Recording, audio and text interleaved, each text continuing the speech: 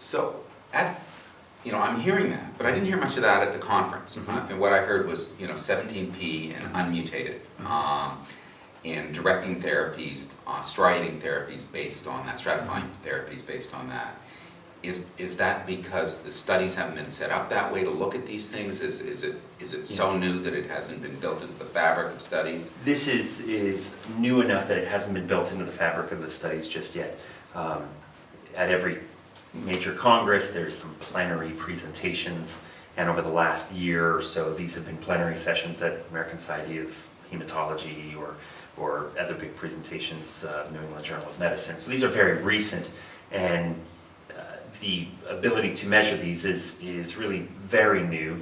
And I think that these things all have various different implications, such as fludarabine refractory disease is going to be BRCA3, SF3B1, P53 abnormalities.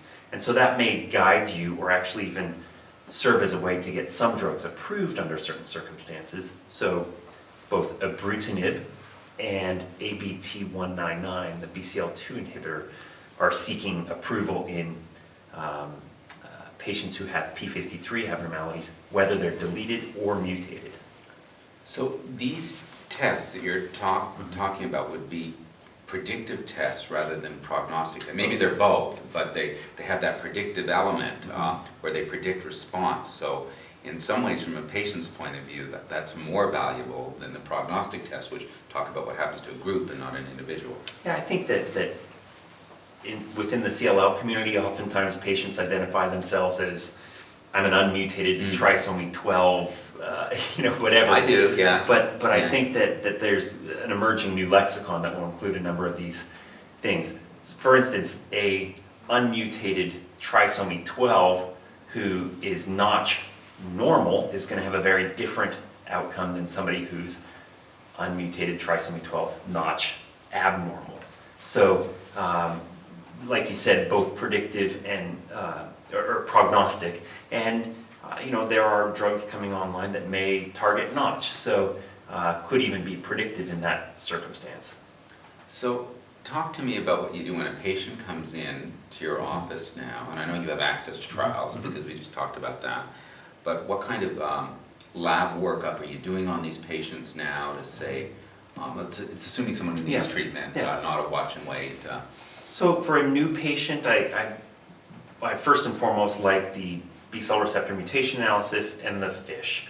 I think that those are going to be giving way, they will continue to be done, but FISH misses a lot of subtlety about the size of the deletion, and size in deletions may matter.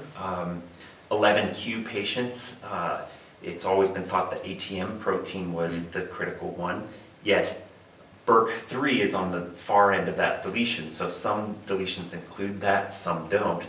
So I think that fairly soon we will be routinely looking at those variables, but I'd like, with current technology, what's available today, the mutation analysis for the B-cell receptor, FISH.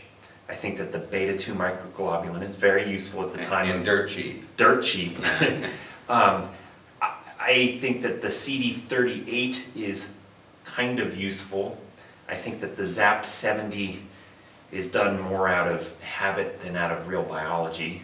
And it depends on what lab you get it done in. Isn't that a big issue? It can be a difficult test to do. Highly variable from lab to lab, and whether or not it's reproducible is questionable.